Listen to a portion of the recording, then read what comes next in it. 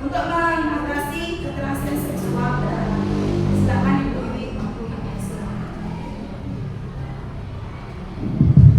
Terima kasih Bu Nita atas waktunya. Sebelumnya dia mau mengaturkan tangan jari. Om Swastiastu. Kepada yang terhormat Ibu Kepala Sekolah SD nomor 2 Kapar, yang saya hormati dan saya cintai Bapak Ibu Guru dan teman-teman semua di SD nomor 2 Kapar. Nah, pada hari ini saya akan melaksanakan atau melakukan pengimbasan terhadap pelatihan yang saya dapatkan dari Pemkab Bandung, yaitu pelatihan dari guru pelindung anak, dari mana saya harus mengimbaskan ke rekan-rekan semua agar kita semua tahu apa kita sebagai guru dan sebagai pelindung dari anak-anak kita di sini.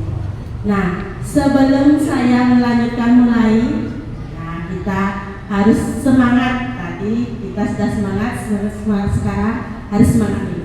Semangat pagi. Luar biasa, hebat. Meskipun sudah siang, harus tetap pagi. Kenapa pagi? Karena baru bangun pagi itu kita semangat. Kalau pagi kita sudah semangat, sampai sore kita akan semangat. Semangat pagi. Luar biasa, hebat. Ya. Terima kasih semuanya Bapak Ibu guru sekalian. Nah, hari ini sebenarnya ada beberapa materi yang saya dapatkan dari guru pelindung anak, tapi hari ini saya akan menyampaikan salah satu materinya. Salah satu materinya itu yaitu kekerasan seksual. Nah, guru pelindung anak ini digagasi oleh atau dibimbing oleh Child Protection, ya, Child Protection dan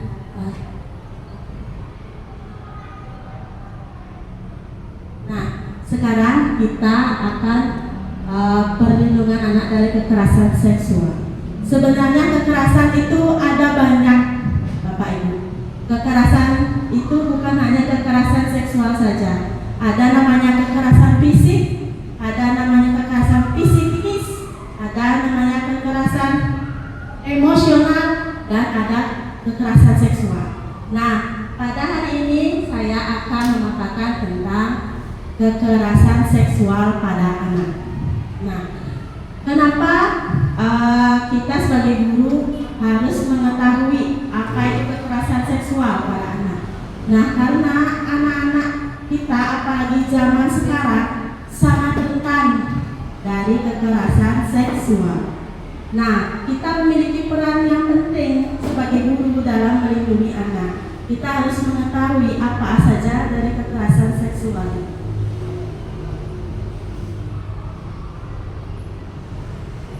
Nah, anak-anak. Nah, sebelum melanjut kita ke kekerasan seksual, kita akan belajar dulu hak anak. Nah, anak-anak mempunyai hak. Anak kita, anak-anak sekolah mempunyai hak. Untuk salah satunya hak untuk dilindungi dari segala bentuk kekerasan dan eksploitasi.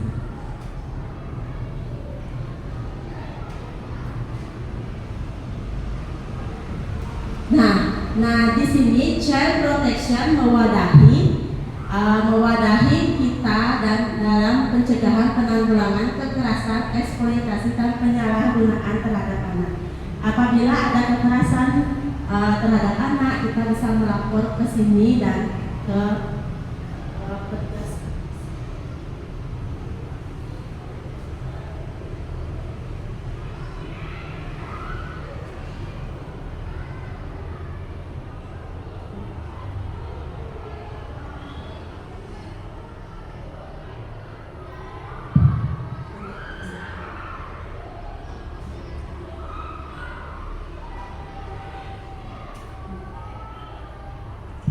Nah, ini adalah kasus kekerasan di Indonesia pada tahun 2024.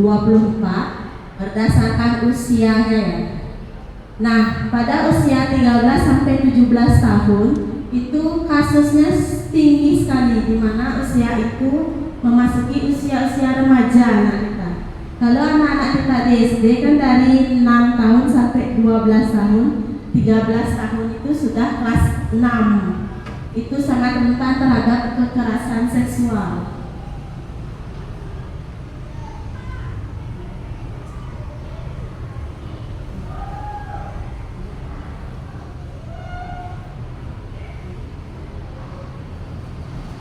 Nah, di dunia pendidikan kita ada namanya 3 dosa besar. Yang pertama itu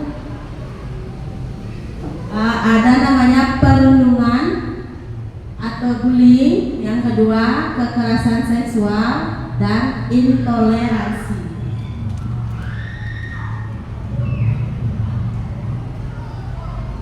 Nah, bahaya yang mengancam anak Indonesia itu juga banyak. Ada eksploitasi. Eksploitasi anak itu contohnya anak, kalau dalam bahasa Bali itu anak ide-ide yang kita sering lihat di jalan itu, sebenarnya mereka tuh tidak murni ya anak ini, tapi dipaksa untuk mengerjakan pekerjaan meminta-minta itu dan dibayar, itu termasuk eksploitasi anak.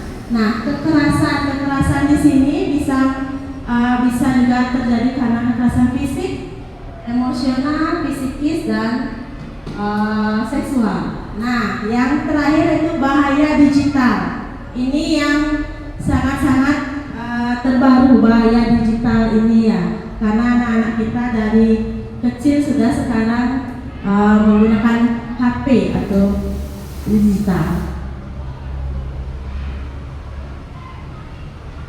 Nah, ini jenis-jenis kekerasan pada anak. Yang pertama itu ada kekerasan fisik.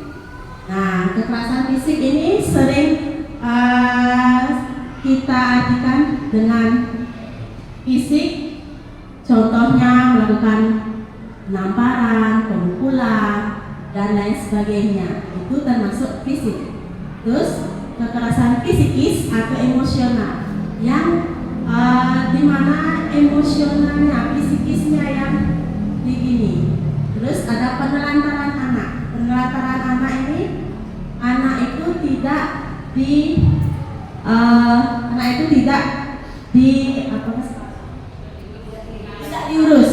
Anak itu tidak diurus, ditelantarkan. Padahal ada orang tuanya, tapi dia tidak diurus, pokoknya tidak di rumah. Itu. Dan terakhir adalah kekerasan seksual. Nah, ini bahaya digital. Risiko yang mengancam anak-anak dengan kemajuan digital adalah perundungan cyber atau grooming. Perundungan cyber. Nah, grooming adalah proses di mana seseorang membangun kepercayaan. Didekati dulu anak-anak, dihalus-haluskan dulu mereka, sehingga mereka percaya, mereka mau mengikuti apa yang diiming-imingkan oleh orang yang mendekati itu. Dan itu tujuannya untuk mengeksploitasi dan memanipulasi anak-anak, sehingga mereka percaya, oh jadi dia ini baik, paman itu baik, saya mau bersama dia. Itu salah satu dari grooming.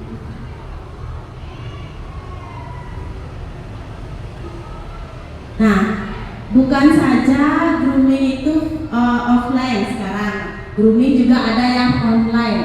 Grooming online, pelecehan seksual yang terjadi ketika orang dewasa berkomunikasi dengan anak-anak di bawah usia 18 tahun karena mereka menginginkan hubungan seksual. Jadi anak-anak di bawah umur diajak untuk berbicara tentang hal-hal seksual yang seharusnya tidak sesuai dengan umur mereka. Nah, grooming itu runtutannya itu Dia pertama membangun kepercayaan dulu. Orang yang akan melakukan grooming itu membangun kepercayaan dulu dengan anak atau orang lain. Terus dia menjadi favorit, menjadikan dirinya favorit. Terus mengisolasi, mengintimidasi, dan melanggaran batasan tubuh dan membentuk persepsi korban. Nah, ini tanda-tanda grooming. Kalau anak-anak sudah terkena grooming, ada tanda-tandanya. Nah, ada bersikap rahasia tentang bagaimana mereka menghabiskan waktu berdua, mempunyai pacar yang di usianya lebih tua, dan memiliki uang atau barang yang tidak bisa dibeli oleh anak seusia itu, tapi mereka bisa punya. Itu perlu dicurigai grooming. Nah, ini juga tanda-tanda grooming teman-teman, yaitu anak-anak juga bisa minum alkohol, menggunakan narkoba, merasa sedih, menarik diri atau tertekan, dan perilaku, bahasa dan pemahaman seksual yang tidak sesuai dengan usia mereka.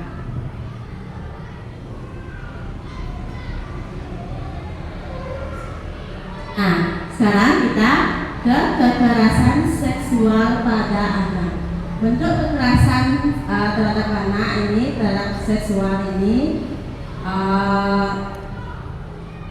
materi yang pantas secara seksual baik melalui kontak dan interaksi langsung maupun tidak langsung. Langsungnya itu bagaimana? Langsungnya itu contohnya ada orang yang langsung menyentuh bagian tubuh yang dilarang. Secara tidak langsungnya dengan verbal atau dengan mengirim gambar-gambar online yang senonoh.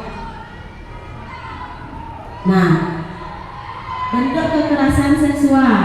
Nah, ini bentuk kekerasan seksual. Yang pertama, membuat pernyataan yang berdiskriminasi atau menghina penampilan seseorang, kondisi tubuh, atau identitas gender mereka. Nah, selanjutnya mengirimkan lelucon, video, foto, audio atau konten seksual lainnya kepada anak-anak. Dan yang ketiga, sengaja menunjukkan bagian tubuh pribadi atau alat kelaminnya dimain-mainkan di depan umum. Itu juga termasuk kekerasan seksual.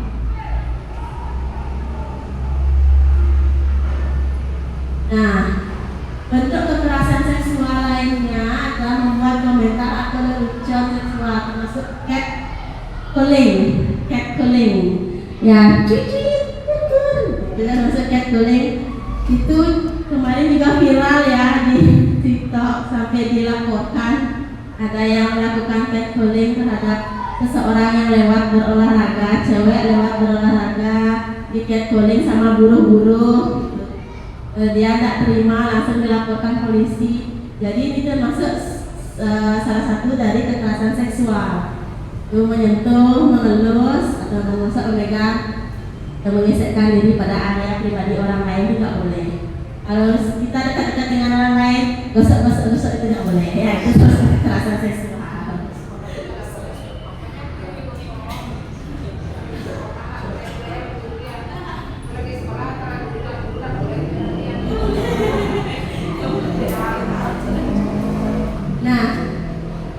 Ini yang harus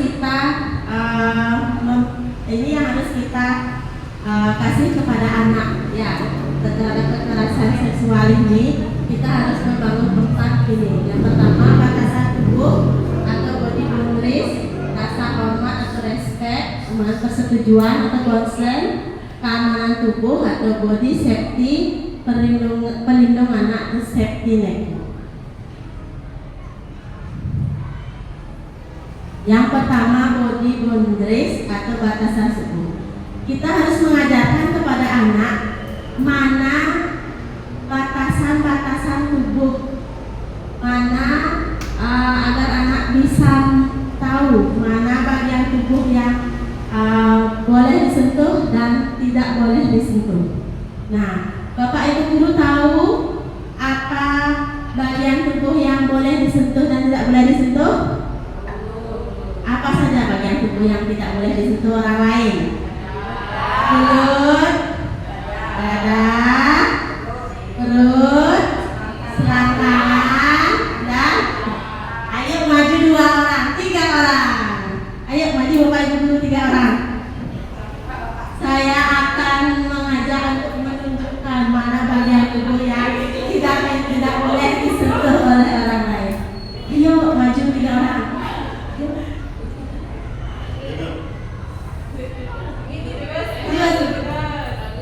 Pak Guru ayo Pak Guru maju.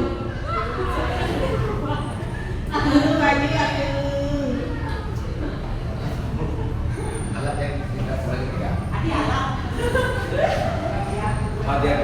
Bagian tubuh yang tidak boleh bagi 2 orang. Ya, aku benar kan? Maju kok.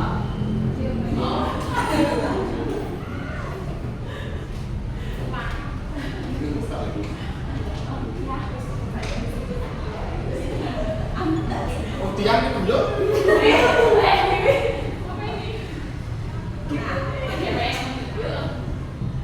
Nah, ada bagian tubuh yang tidak boleh disentuh dan tidak boleh disentuh. Yang tidak boleh disentuh, yang pertama mulut.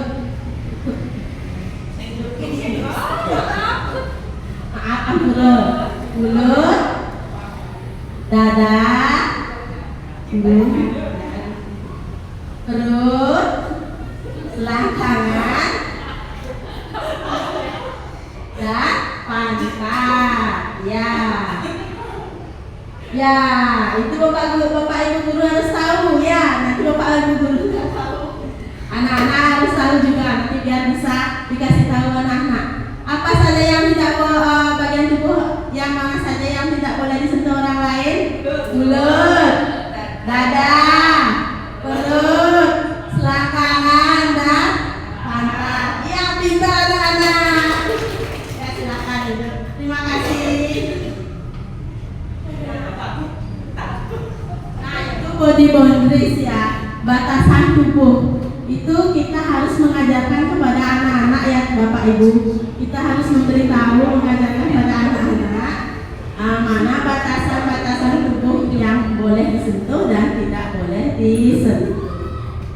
Nah, respect atau sikap hormat itu memahami perasaan orang lain dan kita peduli terhadapnya. Kita harus memahami perasaan anak-anak kita, peduli terhadapnya. Kita pasti tahu ciri-cirinya apabila anak sering diam, biasanya dia aktif tapi dia diam, kadang melamun.